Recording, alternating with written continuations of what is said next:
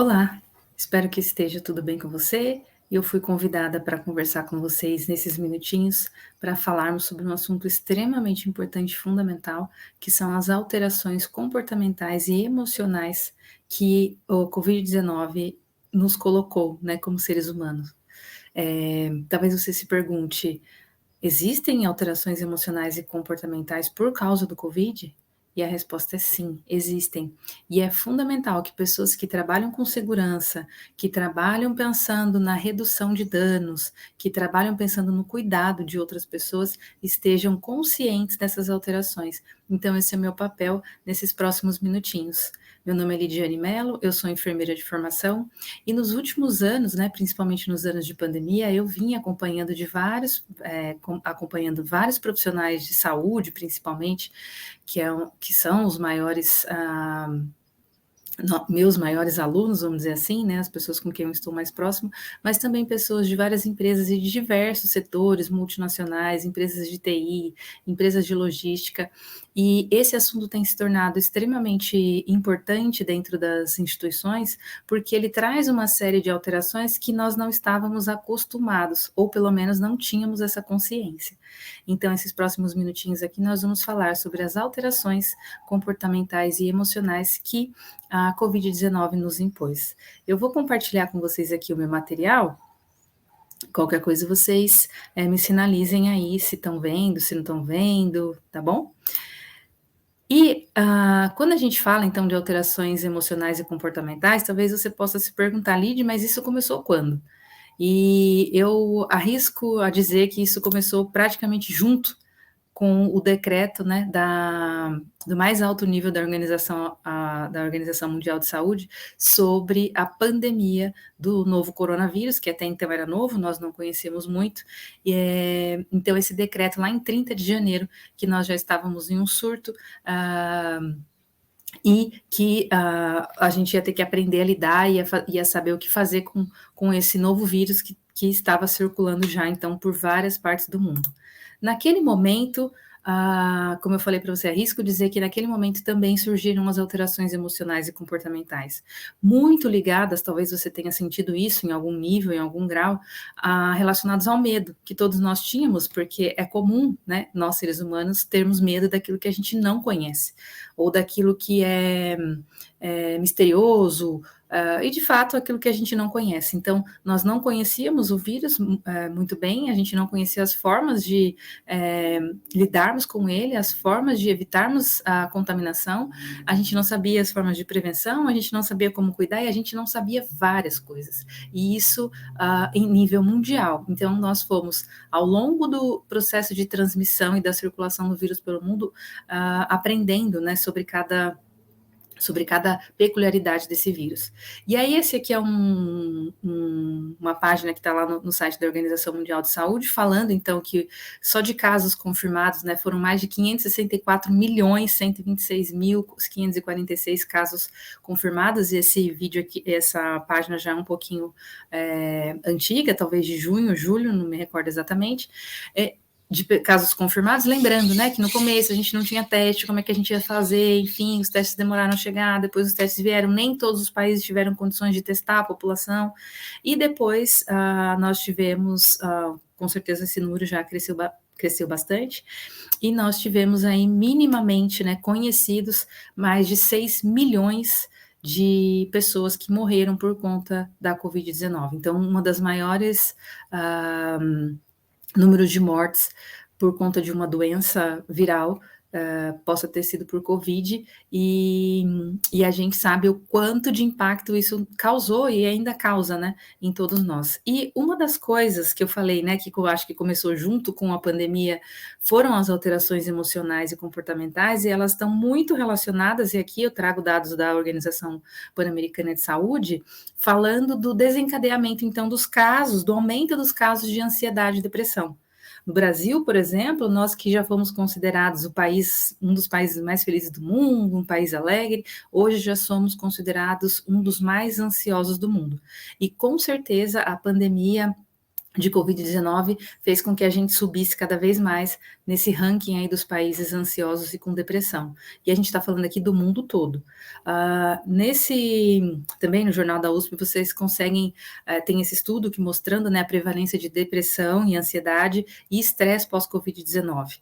Quando eu trago esses dados, eu não quero dizer somente com as pessoas que foram contaminadas com Covid-19, porque algumas pessoas, a gente ainda não sabe exatamente o que essas pessoas têm de segredo, né? Elas não foram contaminadas, várias pessoas ao redor do mundo não foram contaminadas, não desenvolveram a doença, né? Fizeram várias testagens e nunca tiveram contato com o vírus, mas mesmo pessoas que não tiveram a doença, que não pegaram o vírus, também foram, de certa forma, em algum grau ou nível, às vezes até mais do que quem foi contaminado, afetados com relação às suas emoções e aos comportamentos, porque todo um cenário foi alterado, né? Todo um cenário social, todo o cenário financeiro, né? Várias pessoas mudaram muitas coisas e o nosso cérebro humano não é preparado para mudanças rápidas, né? Nós somos processuais, a gente aprende em processo, a gente aprende a andar caindo, levantando, a gente aprende na escola depois em longos anos de estudo, a gente aprende por processo. E ter que aprender muito rápido muitas coisas que a gente desconhecia, isso gerou um estresse em todos nós, e em maior ou em menor nível e grau, algumas pessoas então foram sim mais afetadas e talvez nunca tiveram nenhum componente emocional abalado, assim, né? Com alguma coisa mais importante, e após a pandemia, mesmo não tendo sido contaminada. Então, nosso respeito a todas as pessoas e famílias, né, que perderam seus entes queridos e pessoas que morreram por Covid, a gente precisa deixar registrado aqui, e também agora pensar que mesmo pessoas, então, que não foram contaminadas, sofreram com a pandemia. Então, seja enterrando pessoas queridas, seja tendo dificuldade para fazer esse processo de luto, né, e o cerimonial em vários países do mundo, até por conta, né, de um medo que nós tínhamos ainda da transmissão, do cuidado com a transmissão nas aglomerações e velórios e todo esse cerimonial que vários países têm culturalmente de enterrar seus mortos. Então, pessoas que não tiveram Covid, mas que tiveram qualquer outro impacto na vida relacionados a tudo que a Covid fez conosco. Então, existem vários outros estudos, eu não vou me delongar aqui, deixei esse aqui, que é uma parceria da USP com o INCOR, dizendo que mais de 80% dos pacientes, né, que apresentaram alguns sintomas de alteração de comportamento ou emocional no pós-Covid, esse aqui são de pessoas que ficaram internadas, então, problemas de memória, esquecimento momentâneo, esquecimento de palavras, esquecimento de comandos, de como fazer algumas coisas. Eu, por exemplo, atendi uma pessoa que esqueceu como mudar a marcha. Então, estava dirigindo e aí não sabia mais, por alguns segundos não sabia como mudar a marcha do carro. Pessoas que esqueceram nomes de pessoas muito próximas, que jamais esqueceriam em outras circunstâncias, enfim, várias alterações e uma irritabilidade maior, uma falta de paciência com outras pessoas, com situações. Então, a gente ficou menos tolerante com algumas coisas, a gente se sentiu mais irritado, até porque várias válvulas de escapes que a gente tinha, né, sociais, elas foram impedidas por um certo tempo. E também alterações físicas mesmo, né, no nosso sistema de funcionamento, como raciocínio rápido, julgamento. Então, algumas pessoas passaram a ter mais lentidão no pensamento para chegar a um raciocínio que antes ela tinha maior facilidade, e isso nos impacta de que forma? Principalmente para o mundo do trabalho, a gente vai ter que precisar ter um olhar para essas pessoas que desenvolveram essas alterações, e ainda nós temos essas alterações conosco, circulando ao mesmo tempo, junto com o vírus, com vacina e com tudo, para que a gente tenha, então, estratégias para acolher essas pessoas, que inclusive pode ser eu, você, uma pessoa que está sentada do seu lado aí no seu trabalho. Então, outras alterações também que foram percebidas, né? Insônia, muitas pessoas começaram a ter dificuldade de dormir, nunca tiveram problema para dormir, começaram a ter. Então, a alteração de humor, então mais mau humor do que bom humor, uma certa ansiedade, até porque o medo ele gera essa sensação, né, de que eu preciso dar conta de alguma coisa, eu preciso saber, eu preciso estar alerta, eu preciso, né, eu ponho máscara, quem de nós não lavou um pacotinho de pão puma, um pacote de batata frita, porque a gente não sabia exatamente como como é que essa transmissão se daria. Então, nós fomos expostos, como eu falei, num curto espaço de tempo e fomos provocados a aprender diversas coisas. Aqui fala esse outro estudo, que é de uma revista científica bem importante, falando que até 6 meses depois da pessoa estar contaminada, ainda ela pode ter, né, mais de 50% das pessoas aqui ainda tiveram alguma alteração importante, né? Mesmo quando voltaram ao trabalho. E mais de 90% das pessoas tiveram, né, depois dos 6 meses, alguma anormalidade, então, nessa função, seja cognitiva, né, de compreensão de comandos. Então, algumas pessoas recebiam tarefas e é como se elas não conseguissem traduzir a palavra da outra pessoa. Então, isso é extremamente importante, porque a depender do seu local de trabalho, né, de qual é o ramo que você trabalha, quais são os riscos que essa pessoa vai estar exposta.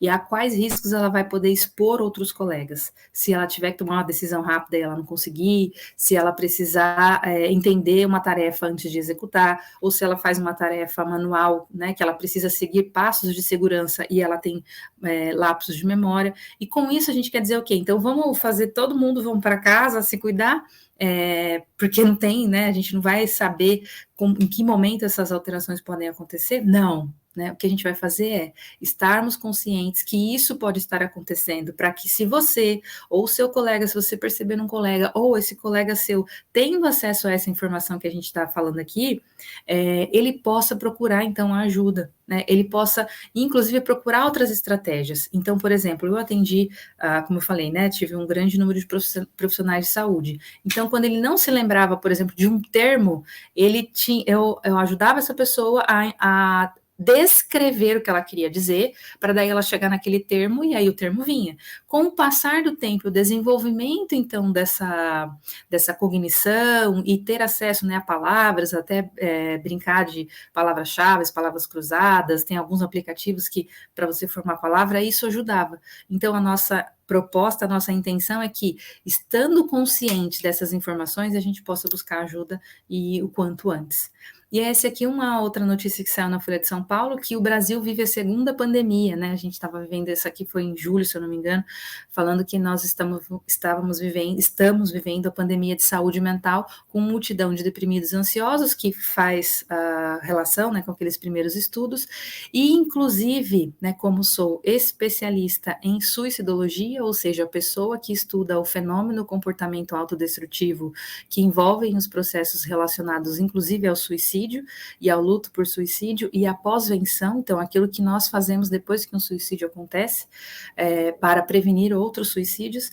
Sendo essa especialista, a gente acompanhou, e eu acompanho pessoas em sofrimento existencial tão grande, tão profundo, que a única possibilidade de se livrar da dor, de acabar com a dor, é através do suicídio. Então, esse é um papel importantíssimo das empresas, das CIPAs, de cada um de nós como seres humanos, de nos apoiarmos mutuamente para que a gente consiga, então, juntos, criarmos estratégias para a gente lidar com esses sofrimentos que vieram. Porque, como eu falei, os sofrimentos não foram só para quem teve Covid ou perdeu alguém, mas, de certa forma, teve a vida desorganizada ou alterada por algum motivo, ou pessoas que sofreram diversas situações que a gente não vai ter tempo de falar sobre elas aqui, nesses minutinhos curtos, mas talvez em outro momento a gente possa falar sobre isso.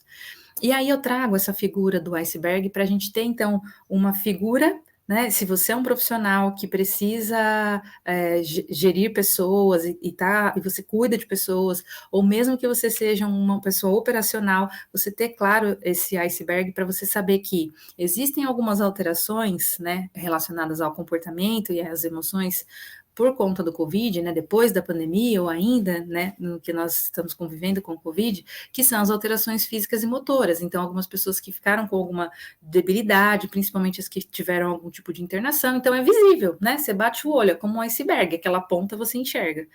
Algumas alterações psiquiátricas, então, pessoas que já tinham algum componente psiquiátrico, estão ali naquele limiar em que a gente enxerga mais ou menos, será que é, será que não é? Então, elas estão nesse limiar, é importantíssimo que as áreas de segurança e de medicina ocupacional trabalhem juntas não para ir atrás dessas pessoas como uma caça a elas, mas para que quando elas nos procurarem, quando elas procurarem ajuda ou nos exames que a gente faz, né?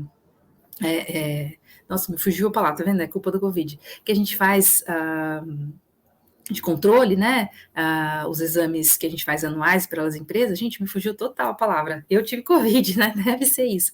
Bom, mas essas pessoas, quando elas vierem fazer então os seus exames anuais, enfim, e de todas as NRs e os exames importantes, né, para cada categoria, para cada área de trabalho, para que a gente então possa oferecer possibilidades de cuidado para essas pessoas. As alterações emocionais, então, para a gente se ligar naquela pessoa que sempre chegava, cumprimentava todo mundo, falava com todo mundo, de repente ela chega mais quieta, ela não quer conversa, ela não quer falar. Então, se nós tivermos a consciência de que ela pode estar sofrendo uma alteração relacionada a tudo isso que nós falamos aqui nesses minutinhos, que a gente possa oferecer, então, um ouvido. Olha, eu percebo que você está diferente, está acontecendo alguma coisa, posso te ajudar? Não de novo, né? Não como uma forma de caçar ou de sair invadindo a vida das pessoas, mas para a gente, de fato, genuinamente se interessando por elas, ajudar e ter estratégias para que essa pessoa consiga falar, para que ela consiga se cuidar, para que ela consiga se perceber também com algumas alterações.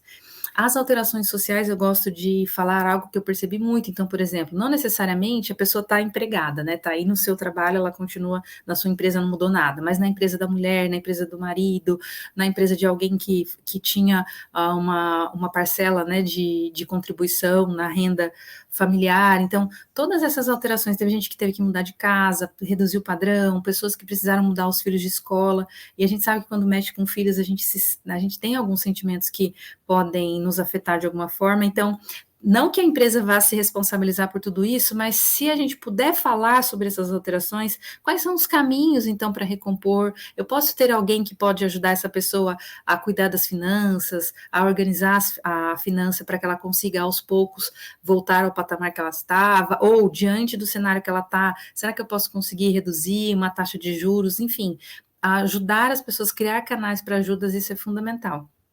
E, por último, mais lá profundo no iceberg, são as questões relacionadas ao sofrimento existencial, onde a pessoa já envolvida nesse sofrimento já não consegue enxergar outra saída, senão o suicídio para acabar com o seu sofrimento. E existem maneiras que a gente pode trabalhar como formas de prevenção, para que a gente não precise chegar nesse ponto de sofrimento, para que a gente possa, então, de fato, cuidar das pessoas, para que o suicídio não seja a única opção para essa pessoa. E aí, o que a gente pode fazer? Então, a primeira coisa que a gente precisa, talvez, né, pensar e sentir, e de fato colocar isso em prática, é a nossa mentalidade. Porque é muito comum no mundo corporativo, nos lugares onde eu vou, quando eu falo com equipes, que a gente ainda tenha pessoas que pensem dessa forma. Que se eu demonstro que eu tenho alguma fragilidade, então significa que eu sou fraco. E fragilidade e fraqueza são coisas diferentes. Fragilidade é algo inerente da pessoa humana. Todos nós somos frágeis. Hoje estamos aqui, amanhã não estamos. Hoje estamos sem Covid, amanhã a gente pega Covid. Hoje a gente está super bem, talvez amanhã aconteça algo que a gente não esteja super bem.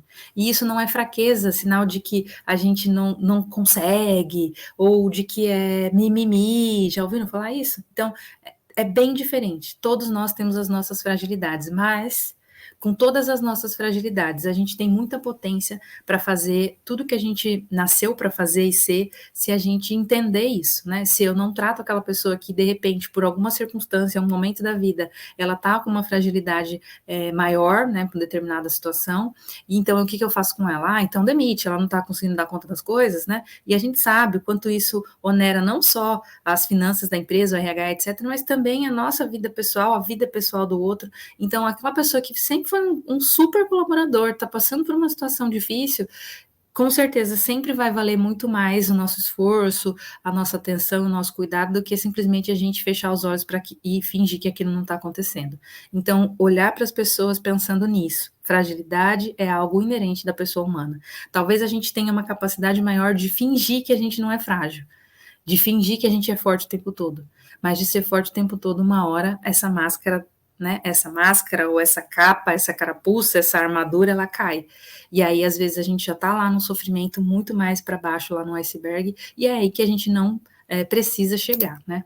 A gente pode fazer diferente. Então, quais são os caminhos?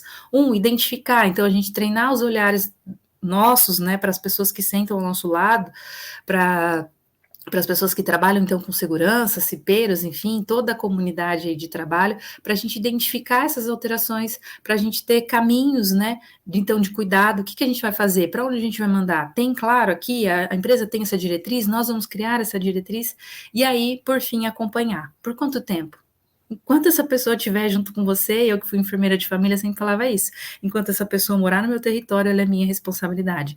Enquanto ela estiver nessa empresa, ela é minha responsabilidade. Então, não que eu vou ficar de novo, né, perseguindo ou usando toda a minha energia para ficar acompanhando dia a dia, hora a hora essa pessoa, não.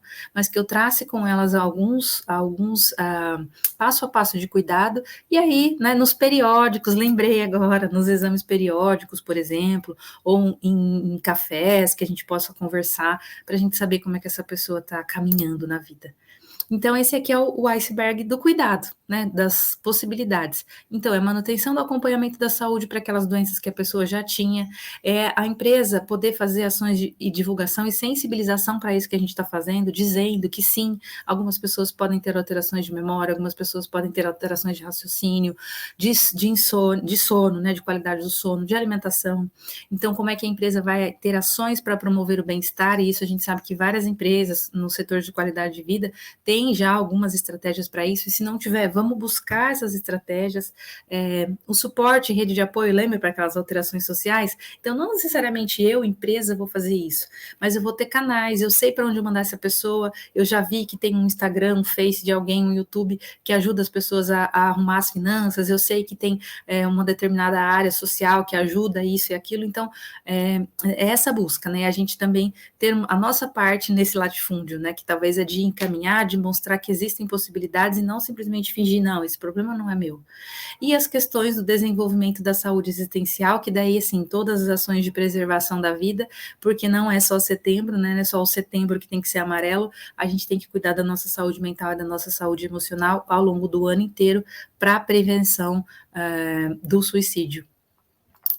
E aí eu gosto bastante de uma frase que é do Viktor Frankl, eu não sei se você conhece a história, não dá tempo de eu falar aqui sobre ele, mas talvez em outras palestras minhas, talvez a gente consiga falar, mas é a seguinte frase: quando nós não podemos mudar mais uma situação, a gente é desafiado a mudar a nós mesmos.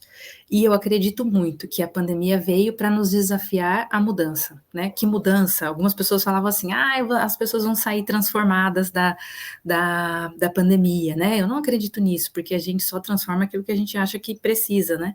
Mas a gente pode, então, abrir os nossos olhos. Então, se eu sou um chefe rigoroso, se eu sou uma pessoa que tem muita dificuldade em falar dos meus sentimentos, que tal agora eu conseguir falar? Claro que eu não vou sair falando para todo mundo, né? Sentou do meu lado no ônibus, eu saio contando as minhas fragilidades, mas se eu olhar para o outro ser humano como um ser humano tão frágil quanto eu, talvez eu consiga mudar algumas coisas. Esse é o desafio que eu tenho tido para mim, né? O que eu preciso ainda mudar, o que eu posso mudar, o que eu posso melhorar. E aí, sabendo que nós sempre vamos ter uma escolha. Então, você, enquanto profissional, enquanto colaborador, enquanto líder, você tem uma escolha. Que escolha você faz? Isso só diz respeito a você, a quem você é e a como você acredita na sua vida. As alterações comportamentais e emocionais da pandemia são uma realidade. Como eu vou lidar com isso dentro do meu local de trabalho? Eu vou acolher, eu vou cuidar, eu vou fazer parte da solução, eu vou ficar só reclamando dos problemas. A gente sempre tem uma escolha. E aqui o meu desafio é isso. Se eu não posso mudar a situação, o que eu posso mudar em mim? O que eu posso mudar na empresa? O que a gente pode juntos construir? Porque eu também não acredito que ninguém faça nada sozinho. Talvez alguma mudança pessoal, muito íntima, individual, você consiga fazer. Mas para que a gente tenha coletivos mais colaborativos, mais compassivos, essa é uma escolha que a gente precisa fazer. E eu acredito que você pode fazer essa escolha. Então, eu agradeço, e se precisarem conversar, a gente vai ter mais alguns minutinhos aqui, né, para vocês tirarem dúvidas, e foi um prazer estar com vocês, espero poder ter contribuído um pouquinho aqui com o trabalho de vocês. Obrigada.